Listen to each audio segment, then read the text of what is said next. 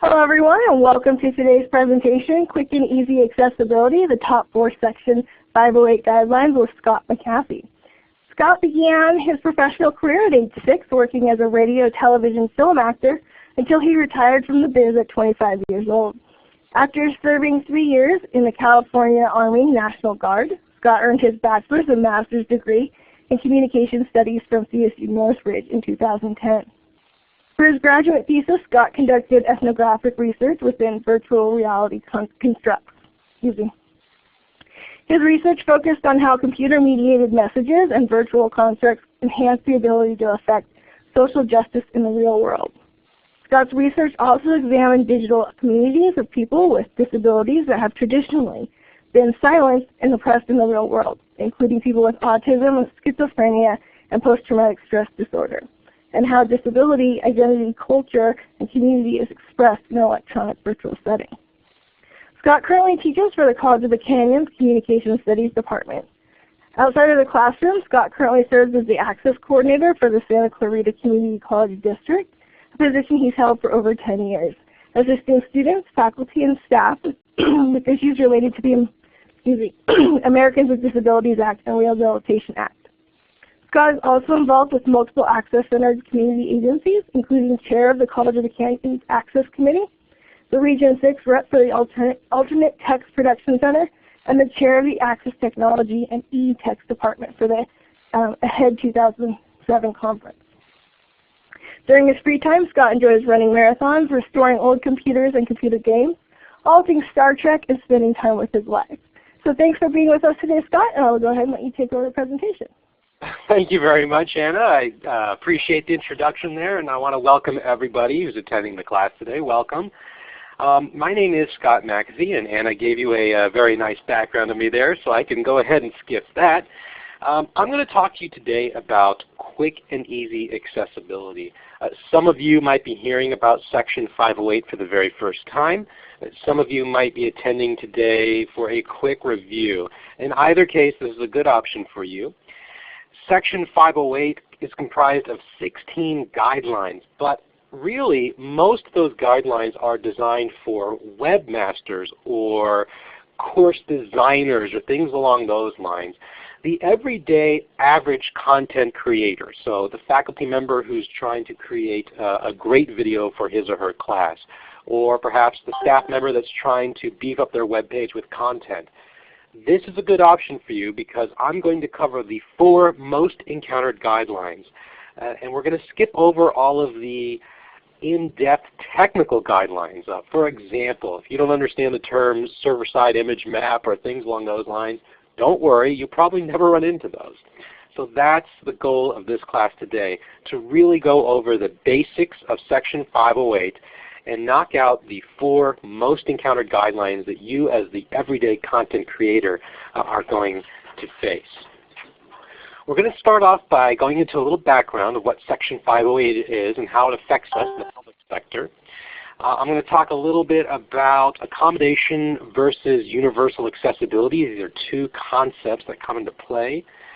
And finally, I'm actually going to go through the guidelines. I'm going to read what I refer to as the legalese and then give you a layman's explanation and an example.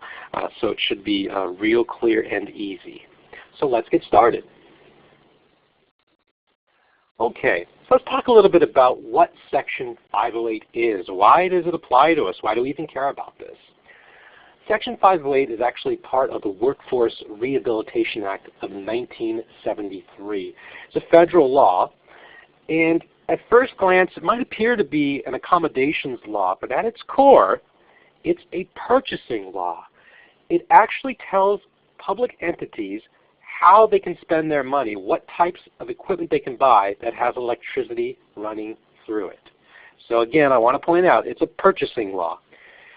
We can only spend public funds on electronic communications tools or software or anything with electricity running through it if it complies with Section 508. So that's at its core. After we purchase it, we must follow these guidelines that tell us how we may use that technology. And the goal here is to use it in a universally accessible way. And don't worry, the next slide I'll talk a little bit about that. Now you might be wondering, particularly if you're in California, why does it matter if there's a federal law stating something? We are a state-funded institution, or we don't receive federal funds, whatever your situation is if you're not necessarily involved with the federal aspect of it. Well, I'm not entirely sure how federal law conflicts with state law, but it doesn't matter because California enacted Senate Bill 105 about 10 years ago, and basically it adopts all of the Section 508 standards at the state level as well. And they really summarized it, and this really envelops everything that Section 508 covers. But there's electricity running through it, and it's developed, procured, maintained, or used on your campus or at your institution. It falls under the Section 508 umbrella. Now I want to talk a little bit about the differences between an accommodation, an individual accommodation, and this concept of universal design, which is at the core of Section 508. So let's take a look. So over here we see a student, and she's in a wheelchair. And this is an example of how one would give an individual accommodation to somebody. So I might go up to the student and ask this student, okay, I see you need to get up those stairs. Let's see if we can accommodate you. What if I attached you to this kind of dolly-like rig and I pulled you up the stairs? Would it be okay if I carried you up the stairs? What about a hoist? Will the hoist work? And that's the concept of an individual accommodation. That's where you're sitting down with an individual whose needs may not be able to be accommodated by Section 508. So perhaps someone has to have extra test-taking time. Maybe they have an acquired brain injury, or they have something along those lines that prevents them from moving fast enough to complete a timed exam. In that case, we would individually accommodate the person. We might give them extra test-taking time, those types of things. Section 508 takes a completely different approach. Section 508 tries to take the individual out of the equation and develop technology that's designed to automatically accommodate a wide breadth of disabilities. So Section 508 would come around and say, look, don't individually look at the student, just build an elevator. That way anybody with any type of disability can get to that second floor. That's the conceptual difference between individual accommodations, which of course we do at the public level, and universal design. Okay? So I'm going to move on now and talk about some of the content that's covered under the Section 508 umbrella. And as Anna mentioned, if you have any questions, I just see one now. Oh, that's from Anna. Yes, if you have any questions, please go ahead and ask. I'm constantly looking in the chat room as well. Okay, so 4 main components fall into the Section 508 umbrella. Of course, we have online content for my online instructors, or for my folks who are dealing with web pages, or you're putting out web-based content. All of that content would fall under Section 508. A lot of folks are surprised to learn that brick and mortar content also falls under Section 508. So if you're teaching a class in the classroom and you're showing a movie, that movie, there's electricity running through it, therefore it falls under Section 508. Also, perhaps you're giving some sort of presentation that involves electronic media to the public, things along those lines. Remember, if it's developed, procured, used, or maintained, it falls under Section 508. Even more surprising to a lot of folks is that departmental software and hardware also falls into this category. A lot of times people tend to categorize Section 508 as a student law, but that's not the case. Section 508 is an all-encompassing law that applies to anybody in the public sector. So that could be your faculty, your staff, administrators, visitors from the public, and of course, students. So if you're requiring a specific piece of software or electronic hardware to be used in your department, that will also fall under Section 508. Finally, and along the same lines, physical hardware, software, tools, and devices. So anytime you're requiring the specific use of a tool or software, again, whether it's inside the classroom or outside in the office or things along those lines, that'll fall under the Section 508 umbrella. Any questions so far? All right, so far so good. Now, as I mentioned, there are 16 guidelines in total. And one day, if you're feeling brave enough, you should sign up and take all 16 of them. But again, those are for really the web designers, webmasters, people who are dealing with image maps and editing HTML and those types of things. If that's not you, don't worry. You'll probably only encounter a few of these 4 guidelines. Only 4 of these are going to affect the average content creator. And the thing to keep in mind when we are developing content is the concept of universal design. Am I creating this in the most accessible way so I don't have to make adjustments later on? Now, I know what you're thinking. This sounds like more work. Please make this go away. Well, I hope by the end of this presentation to convince you that it's actually less work. It's going to eliminate hiccups from the ground up. I have a really brief story. I had a faculty member frantically call me.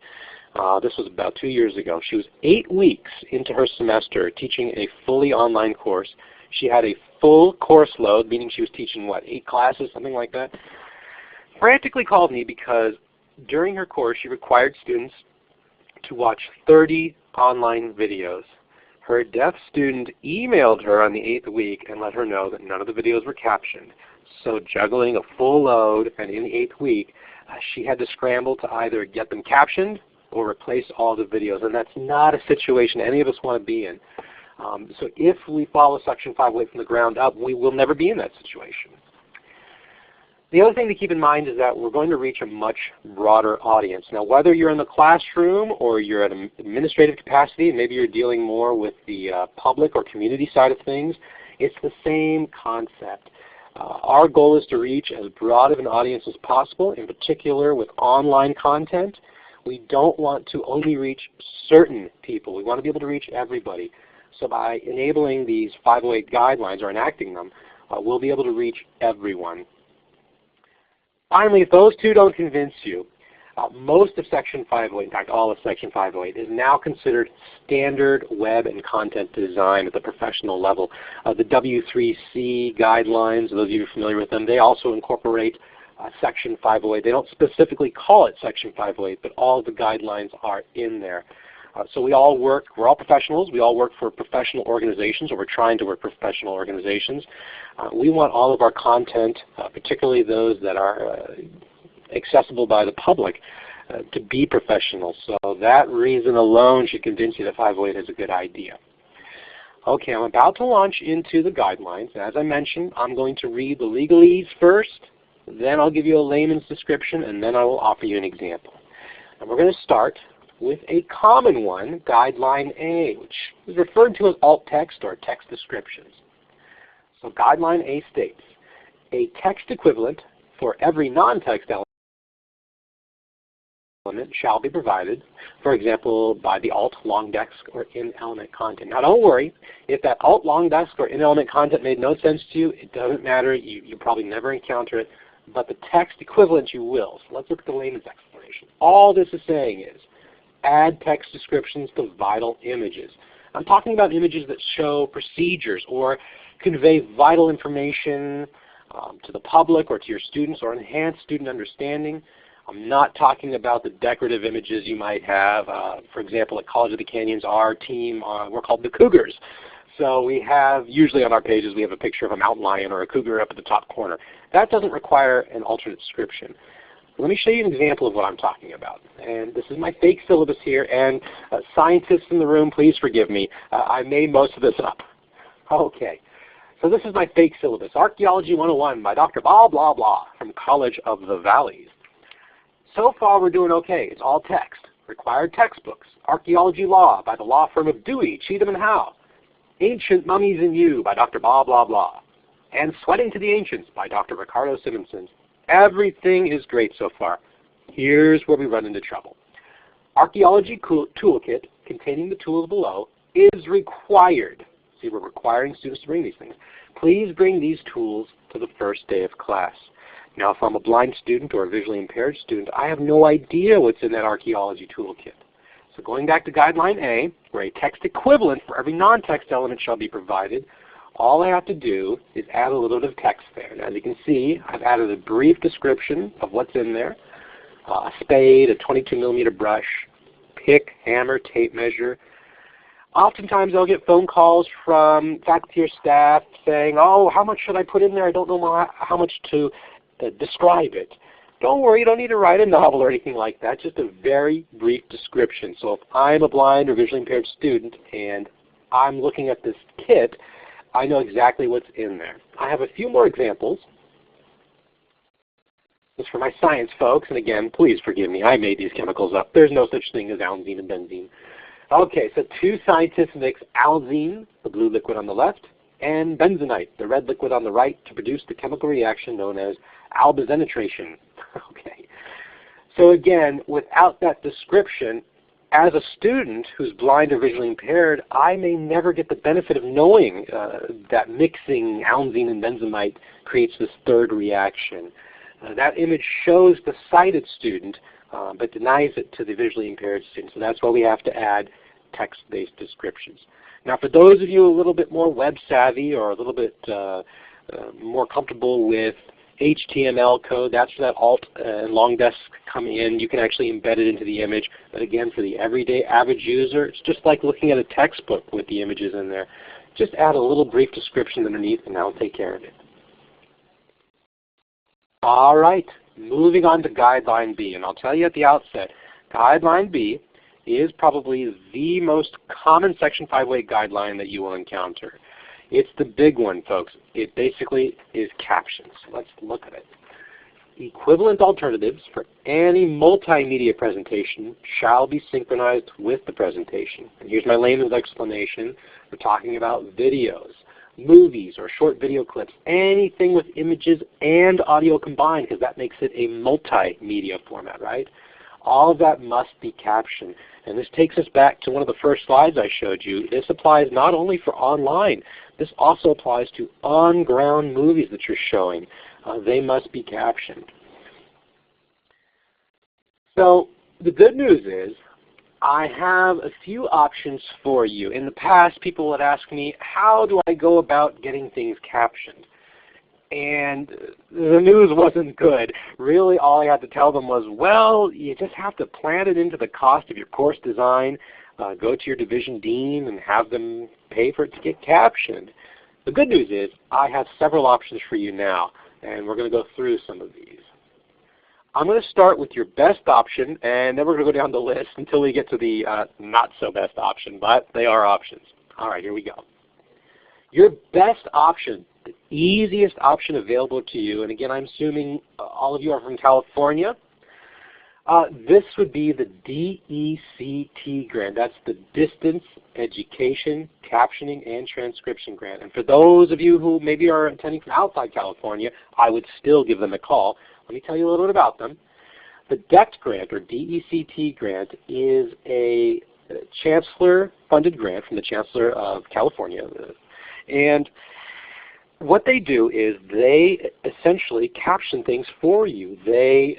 You submit your content to them, and the DECT grant will take care of everything. They will submit it to a captioning company. They will pay for it to get captioned. You'll never see a bill, and they'll return it to you. Usually the turnaround time, I mean, it varies, but I've seen it as early as a week and a half, sometimes 2 weeks, 3 weeks. It depends on how big your project is.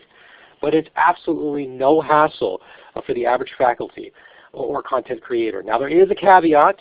There are specific guidelines to this grant that you must qualify for. For example, it must be for an FTE generating course. It could be non-credit, it doesn't matter. I see a question, I'll get to that in a second. There's some guidelines, so I would certainly call and find out, but if you qualify, that is your best bet. Totally easy, no hassle. As it happens, James Glaffa-Grossklag, the DECT Grant Program Director, is also the Dean of Distant Learning Programs and Training here at College of the Canyons. So I'll put in a good word for you. Okay, let's see what the question is. So I'm getting a question here from Candace, and she says, but what if you don't own the content? For example, is a video on YouTube that someone else posted without captions? That's a fantastic question. I'm actually going to speak about YouTube in a minute, but let me address the ownership question. So what happens if you don't own the content? Well, it's just like any other piece of copyrighted material. There's not much you can do with it. I would recommend, and believe it or not, this does often work, I would find out who the content owner is and email them asking them if you can have their permission to add captions to it, or better yet, if they have a captioned version of it. Many times publishers will send faculty videos and things to use in conjunction with their textbooks. And I've come across, well, not so much anymore, but I've come across videos that are not captioned. So we just contact the publisher, and oftentimes they'll caption it for you and send it right back, so it never hurts to contact them. I'm going to address the second part of that question, for example, what happens with YouTube, by moving on to my next slide, because YouTube is my next option for captioning. So I will get into that question. Let me just talk a little bit about what YouTube auto caption is. Okay, YouTube is a wonderful tool. I like it because it's absolutely free. However, it is free, and with free software, sometimes the quality can vary. So I'm going to talk a little bit about that. YouTube has this neat feature where if you upload a video to YouTube, it will automatically, by the magic of its software and technology, it will listen to your video and transcribe it for you and add captions. And captions are basically transcription files with time codes on them. There's a little bit more to them. I'm sure the live captioner shaking his head. Forgive me, live captioner. There are more to captions than just a transcript of time codes. But for all intents and purposes, for the general content creator, we're going to use those terms interchangeably, subtitles and captions. YouTube will automatically do it for you. Usually, if the audio is very clear, you can get about 80, sometimes 90% accuracy. And it's not much effort at all, about the same as going into a Word document and editing it if you want to correct things. So this could be an extremely good option for folks who have several short videos, for example. It wouldn't take you very long at all to go in and edit the subtitles or transcript of a 15-minute video using YouTube. Okay, I'm going to quickly take a look over here and see. I see a bunch of conversation going on. Leanne says, I believe there has been a recent court ruling that does allow a transformation of copyrighted material for accessibility purposes. I'm not sure about that, Leanne. You may be right. I would recommend anybody interested in that talk to their legal counsel first. Copyright is such a difficult set of laws, and there are many laws that cover copyright. I remember getting into this conversation at the ATPC, the Alternate Text Production Center, once. Sometimes laws even conflict with one another, and I don't know which one takes precedence. So you very well may be correct, but I would certainly check with your legal counsel first, and always use caution in those types of situations. And yes, you can also use Amara to caption videos that do not belong to you that are on YouTube. This was a new tool that I was made aware of during the previous presentation. I've been playing around with it. It is a very neat tool, and it works in conjunction with YouTube as well. It will add captions to videos you don't necessarily own. It's really strange because in order to not have captions on a YouTube video, you actually have to go in there and disable it. So I often wonder why people disable it. It doesn't harm the video at all. It's just a little CC button at the bottom, but there you go. Okay. So YouTube is a good option. I want to give you a brief history of YouTube auto caption because I've been working with it since it came out. Several years ago, about 6 years ago I want to say, YouTube offered this auto caption feature. And I was real excited because if you're like my campus, we're just going gangbusters creating new online video content. It's just exploding at my campus. Everybody's creating their own content nowadays. And so I was trying to find a way, particularly with the economy, to caption these things free of charge or at very little cost. So I uploaded this amazing video from our physical education department. And it was a baseball player who had just graduated. He had graduated with an AA, and he was moving on to a four-year university, and he was giving this just beautiful speech about how the athletics department, trained him to be a better student and a better person, and it helped him grow, and now he's going to be able to achieve his academic dreams, and it was just fantastic. But when YouTube, with their new auto transcription technology, began to caption it, That's not what it captioned. It told the viewer that COC has Lebanese terror training camps. That's what the closed captions came out to be. So as you can imagine, I was a little taken aback. So I have happy news to report that over the years it has become a lot better, and I do believe it's a viable tool for you to use, particularly if you're creating very short videos, 15 minutes or less, something around there. It works as well for longer videos. I'd highly encourage you to check it out. All right. So that's your second option. Now we're moving into the not so great options, but they are certainly options. Your third option is to use Camtasia or similar software.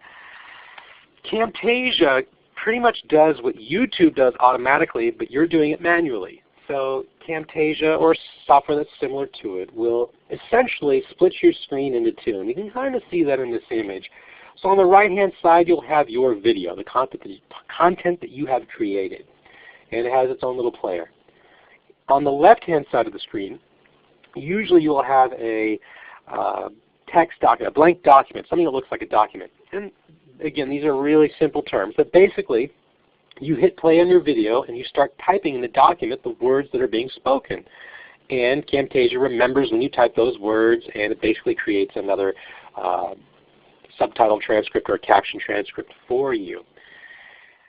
The downside is it does require a lot of work, and I don't know if any of you have experience in trying to transcribe your own content. Sounds pretty easy, right? How hard can it be, playing back your own lecture and trying to transcribe it? That's what I thought until I tried doing it. It's actually not as easy as it sounds. I have massive respect for the live captioner that's captioning our presentation right now, because it is not easy to quickly type accurately. So you might find that you're constantly pausing and playing back and those types of things, and it can take time. It also takes work. I often suggest that this would make a fantastic extra credit assignment for your students. That might be a free and easy way to do it. But if you're the hands-on type of person and you like technology, Camtasia and similar software might be up your alley. It definitely gives you a little bit more control. Okay, Candace is saying if you type fast, it's not too bad, but it does take some time. You are right, Candace, but boy, I'm a terrible typist. I type correctly, but I still make a lot of mistakes. Now, I'll throw out a tip here for those of you who are interested in creating your own transcripts and maybe uploading them to YouTube or messing around with them. Here's a tip for you. If you're like me, I talk really fast in my lecture, and so it's difficult for me to transcribe my own work without it taking a long time. Here's my suggestion. Get this video player called VLC. That's Victor Lima Charlie. You can download it absolutely free online. I like VLC because it plays all different kinds of video formats, but for the purposes of this presentation, what it does is it allows you to adjust the playback. So you could play it at perhaps at about 80% of the speed, right? So instead of hearing me speak like this, I'll actually hear myself speak like this. And it's a lot easier to transcribe yourself when you're speaking at that rate. So that's what I would recommend. Yes, Leanne is saying it takes me about 1.5 hours to, whoops, chat's moving, I missed that. 1.5 hours to transcribe and add time codes for a 15-minute video. Yes, that has been my experience as well, and I was shocked. You would think it would take you, just a few minutes to do a 15-minute video, but it does take a long time. So again, I would recommend that. Leanne also says that we've also played around with using Dragon to capture text, but then it still takes a lot of time to edit and punctuation and add the time codes and all those types of things. And I'm seeing a lot of chat going on, and I love it. You can type captions into YouTube. It automatically stops the video while you type. Then start the video again when you stop typing. I love YouTube. I don't work for Google or anything like that, but I love that they offer this tool for free. So lots of great advice going on here in the chat box. Excellent. Okay, are you ready for the fourth and least desirable option? Here we go. Whoops, my mouse. There we go. Okay, the fourth and obvious option is just to pay for the captions. There are some fantastic captioning services available out there. Your best bet, especially if you're in California, is to go to the High Tech Center Training Unit list. They have a vetted captioning list, so they know these companies, and these companies are legitimate. The prices are a lot better than they were years ago, but it all depends on the type of content you have. But what used to cost maybe hundreds or thousands of dollars now might cost you maybe $100 or a little bit more. So it's not quite as bad, but I do recognize that in these times, especially in California, it's never a good thing to have to go ask for money to pay for captions. So I would try those 3 other options first, but of course the 4th option is to pay for the captions. Okay, we're about halfway done with the guidelines. I'm going to move on to Guideline C now. Just keep in mind that those captions and captioning video content are probably going to be the most common guideline you ever encounter. Okay. Let's see. Oh, one more question. Is a transcript posted below a YouTube video okay and legal? Okay.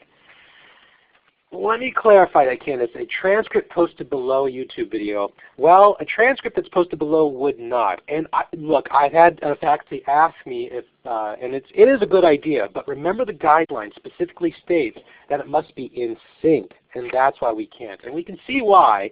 If I'm a hearing impaired student and I'm handed a text transcript, then all I'm doing is reading the text transcript. I'm not able to look up and follow along with the action going on in the movie. So unfortunately, although it's a good idea, it doesn't work in accordance with Section 508. So I hope that answers your question there. Okay, good. It makes sense. Good. I rarely get that. Excellent. Okay, moving on to Guideline C now. Okay, Guideline C states that web pages shall be designed so that all information conveyed with color is also available without color, for example, from context to markup. Okay, and let me give you some layman's explanation. I see some more questions. I'll get to those in a minute. So really the explanation for Guideline C is pretty simple. Use all the colors you like. That's fine. Just don't depend on color alone for directional or informational cues. And I'm going to talk a little bit about that, and then I'll get to all these questions. So we have another fake web page here. It's very simple. And the instructor has decided to use a color scheme. And the instructor states, click on the red light to access course assignments, click on the green light to access grading information, and click on the yellow light to access supplemental readings. Well, we can probably already see what the problem is. I'm going to show you an extreme example of what a colorblind person might see. It's a little extreme, but that's just so it drives the point home. If I'm colorblind, I won't know which is which. I don't know what's green, yellow, or red. And I'll share a personal story with you. I am colorblind. And one time for college business, believe it or not, I had to fly out of LAX. And I was looking for my gate, and I ran up to a TSA agent, and I asked her, excuse me, ma'am, I'm looking for gate 17. Can you please point me in the direction of that? I mean, LAX is huge. And she looks at me and goes, sir, it's by that yellow sign, and then turns back to whatever she was doing. And I said, oh, I'm sorry, ma'am, excuse me, but I can't, I'm colorblind. I can't see the difference between yellow and white. Now, look, I have a military background. I'm very polite. I say ma'am and sir and those types of things. So I was a little surprised when she turned to me and said very loud and slow, sir, it's by the yellow sign.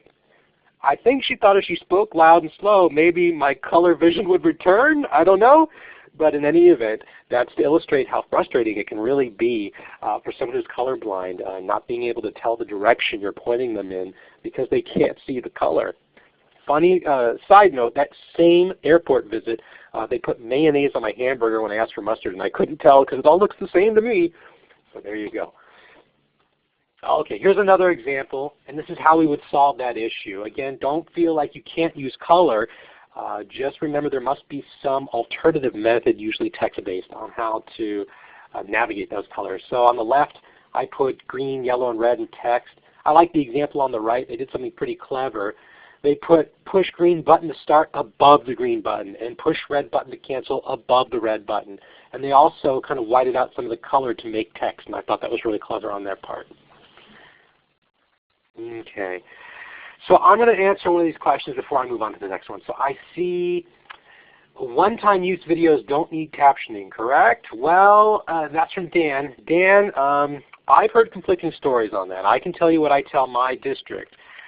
I don't see any accommodations in Section 508 for one-time videos. In fact, it specifically states what needs to be done with video content. So I have had folks tell me, nope. I've heard from some legal body or the other that if it's a one-time use video, I don't need to caption it. However, again, I would caution that the law is pretty clear from where I'm looking. And if you're requiring students, or you're using district funds to create this, or you're showing it to the public, I would err on the side of caution and caption it.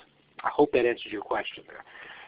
Okay, well, Lamore looks like she might have answered it, so let me see here. She says, Dan, it's in my experience that quite often instructors initially think they'll use a video only one time. Good point.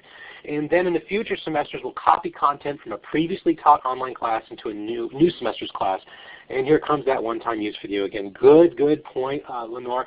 That has happened, and that's why I don't put much stock behind people, or behind people who say, I've heard that you don't have to do this with one-time videos, because I just don't see the acceptance for that in the Section 508 law. Okay, Dan has a follow-up question here. Video comments on a student paper need captions, then it becomes too burdensome. This is a great question, Dan. I'm glad you brought this up. So oftentimes, I will get calls from the art gallery, for example, and maybe they're displaying some student animation or student movies. Aha, but did we pay for those student movies? And that's the catch. District funding, that's where the real issue comes into play. So students posting or commenting on a video or things like that, we didn't pay for them to do it. Our district funds aren't being spent on that. Therefore, we can't dictate to students how they respond to videos, and same with displaying student animations and things like that. So no, we are responsible for our content, for our district-created content. So our videos that we're requiring students to watch, yes. Requiring students to video feedback, not necessarily. We don't control their content. I think I'm just going to jump in here real quick. I think he's asking if he's giving, like, say students submit an assignment to him, and instead of giving text feedback, he's giving video feedback on the assignment. Oh, okay, yes, that clarifies it. Thank you for that. Boy, yes, I would say you would still need to, but I'd have to think about that one. That's a really tricky one. If it was live, you could probably utilize something like CCC Confer and get a live captioner. So as long as there's some sort of option available for you, I don't see why not. Let's see here. Okay, I see our LMS, or Learning Management System, allows faculty to record video and audio comments on student submissions. What about that? Okay, another great question.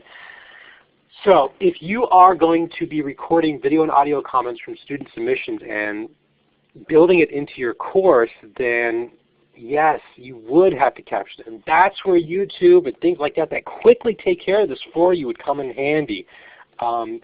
So hopefully, hold on, this shuts down our feedback. Not necessarily, Dan.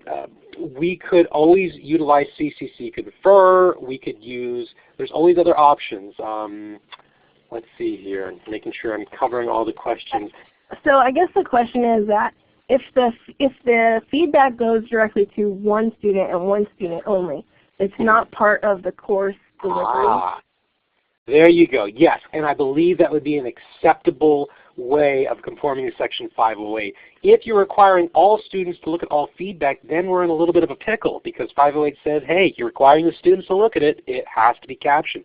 But if you're dealing with individual students on an individual basis, then you might be able to individually accommodate a student who might not be able to hear your video feedback. Maybe you can start a chat session with them or things along those lines. It's when we're requiring the course or the class to view this information that it becomes an issue. So let's see here. Is this training being captioned? How do you caption this type of instruction? Excellent question. It is indeed being live captioned, actually. And CCC Confer is a fantastic tool if you teach here in California or you conduct meetings in California. And they have live captioners. You have to request, I think it's 48 hours in advance. I think I have that correct. Yes. And they'll take care of it for you, and you can look at the text-based transcript later on. And it's a great tool. I'm a big fan of CCC Confer. And their captioners, very professional, great people. Let's see here. Is it possible to obtain an archive? Yes, I believe it is. Let's see here. Okay, so I think that covers it all. Okay, Dan, I hope I addressed your question. It can be a little tricky. Just keep that in mind. If all the students must look at all videos, then unfortunately you're kind of stuck. And you might have to be a little creative in uploading things to YouTube. But if you make it so you're individually offering these things to individual students, then I think you have a reasonable way out in terms of maybe a text chat or something along those lines. Okay. Yeah, the captioning one is the big one, so let's see here. Okay, let's see here. Leanne says, since we're on the subject of presentations like this webinar, how do you provide accommodation for chat? I attended another webinar that discussed how inaccessible chat is to those using screen readers. Some are and some aren't. I've had screen readers that are able to read chat screens, but for example, when I was in college many moons ago, I'm visually impaired as well. So I don't use screen readers, but I can't, it's difficult for me without putting my nose up to the screen to see the chat. So in the context of this, Dan's question about video feedback, and I suggested maybe you start a chat session instead. Obviously it would be a chat session that is accessible to a student. So Skype I've worked with in the past, and that's pretty accessible, things like that. In the context of a learning management system, I'm not sure. I'd have to look at the individual learning management system, but again, it's an easy fix. If that learning management system's chat window is not accessible, you can always open up Skype or another chat window and just copy things into there for that particular student. There's always another option. Okay, Connie says, I'm a visually impaired instructor. I'm always having trouble with district instructor surveys. Oh, Connie, it's like you read my mind. I'm a visually impaired instructor as well, and in fact, I believe, are you talking about the instructor surveys where they evaluate your teaching and all that kind of stuff? Where the students evaluate you? I'm going to wait for you to respond, and I'm going to assume that's what you're talking about. I had the director of the instruction office who deals with those types of surveys, and yes, you're confirming that that's the survey you're talking about. Just last week she came to me and asked me if I would create her survey in an accessible format, and that's exactly what I did. So we're always having those problems too. Text-based documents and those surveys can be tricky. What I would recommend is talk to your instruction office, whoever handles that stuff at your college, and tell them that they need to make it in an accessible manner for you. I did that by creating a simple text document. I converted that text document into a nice sound file, but I also have it available for JAWS users and things like that. For those of you who don't know, JAWS is special software for blind and visually impaired folks, mostly blind folks, but also visually impaired.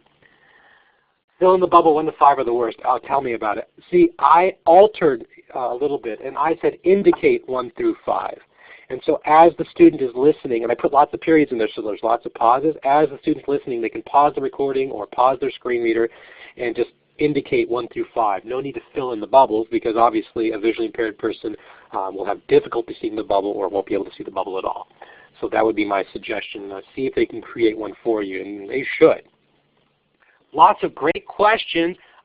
Keep asking them. I'm going to move on to Guideline K, though, just so I can complete my presentation. Okay, Guideline K, and I see another question there. I'll get to it. Guideline K. This is the extremely rare out, very rarely used. Guideline K states that a text-only page with equivalent information or functionality shall be provided to make a website comply with the provisions of these standards. When compliance cannot be accomplished in any other way, the content of the text-only page shall be updated whenever the primary page changes. And here's my layman's explanation. In the rare event when it is simply impossible, maybe you just have lack of technology or there's some sort of time crunch, to make a page or site compliant, a text-only page with equal content may be utilized as a last resort. I know what you're thinking.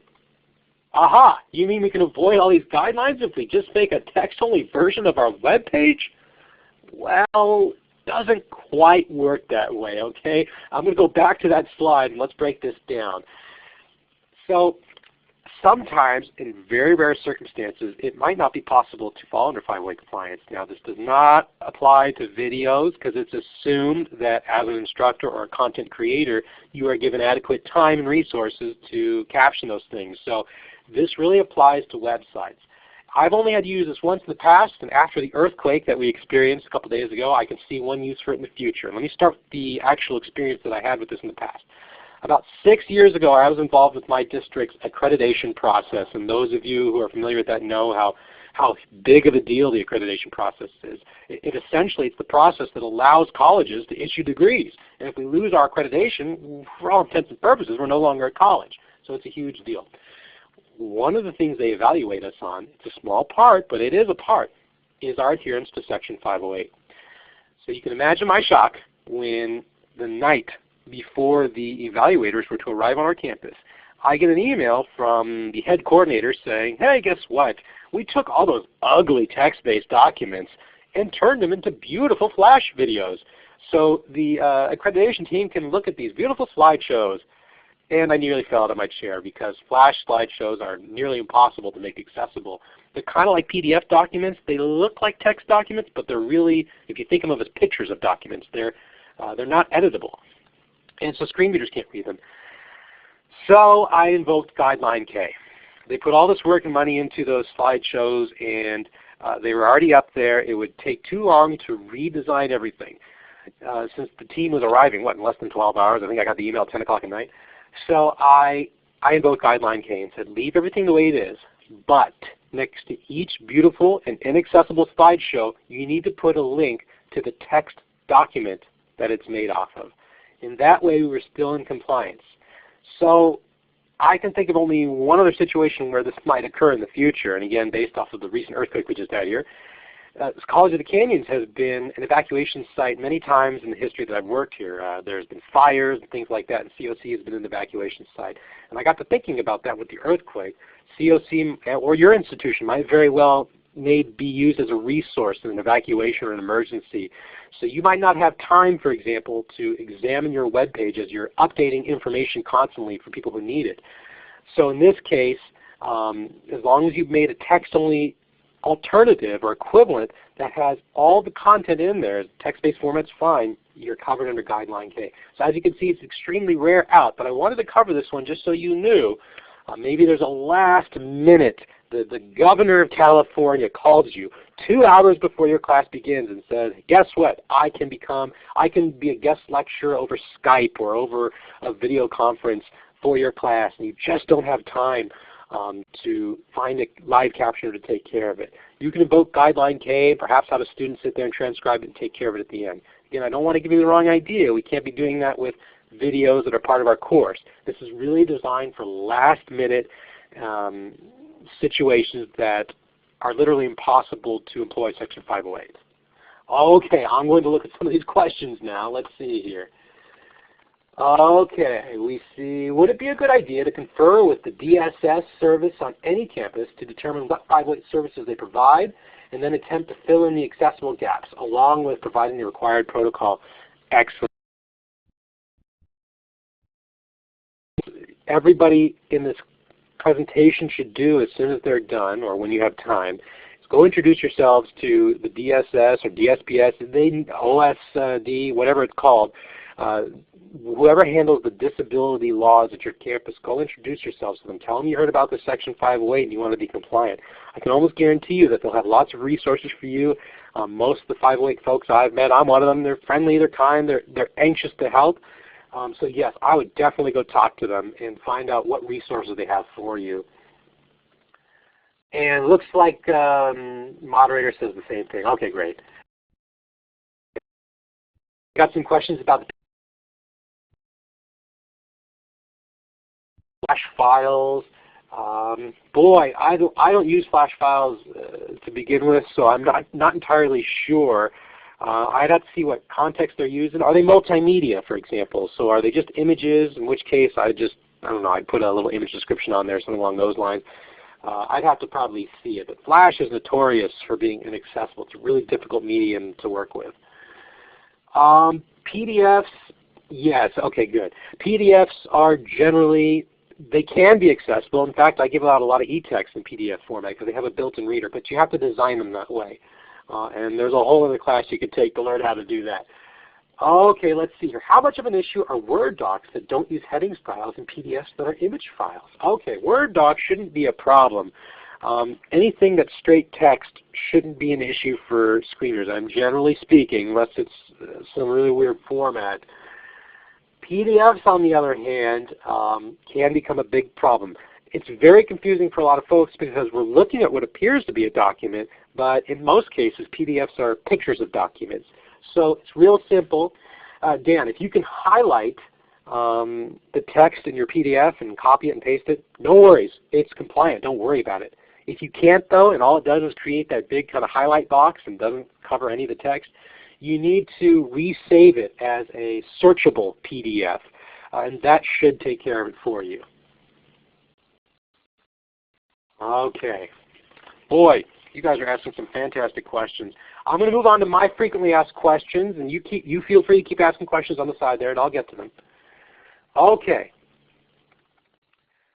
So these are questions I usually get from faculty. The first one is, I have no blind or deaf students in my class. Do I still need to capture my video content? Do I still need to make my web content accessible?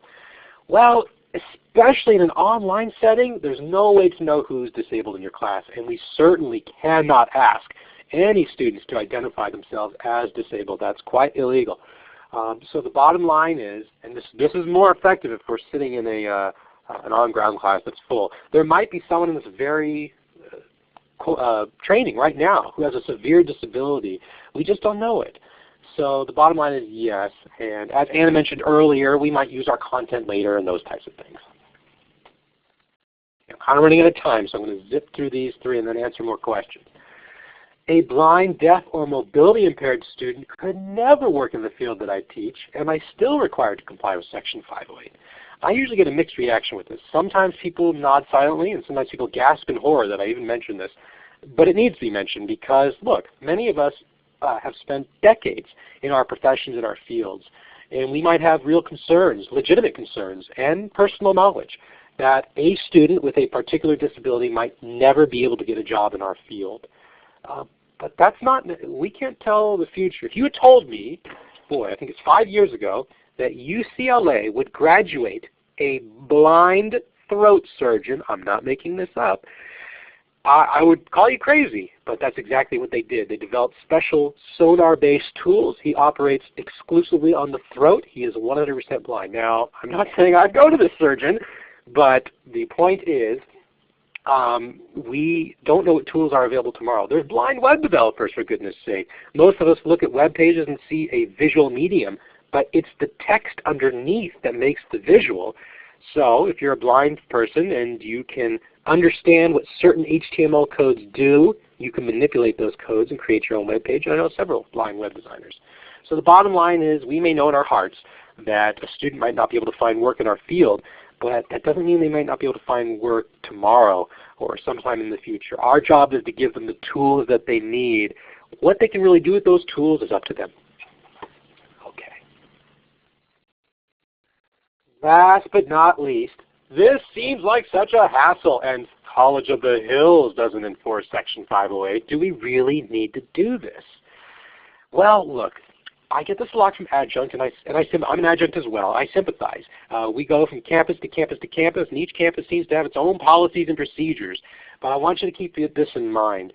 I know you're in this job because, well, I'm hoping you're in this job because you enjoy educating, and you enjoy creating content and giving that content to people. If that's the case, I'm also going to assume that you want to produce the highest quality you can.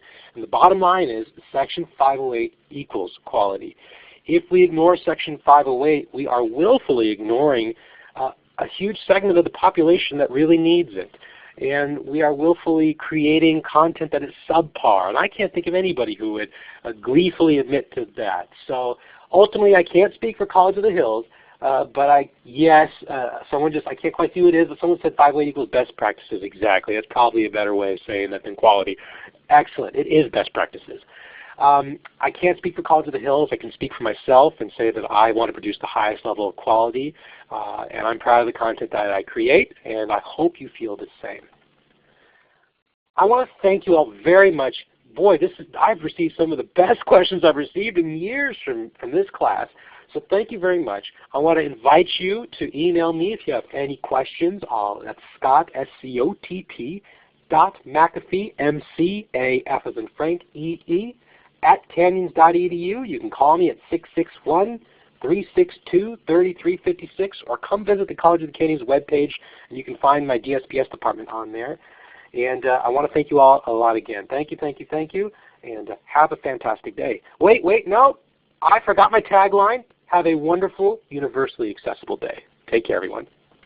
Thank you so much for being with us today, Scott, and explaining some interesting aspects of the Section 508. So real quick before everybody leaves, I am going to let Scott answer a couple more questions. But before we do that, I'm going to push out our survey.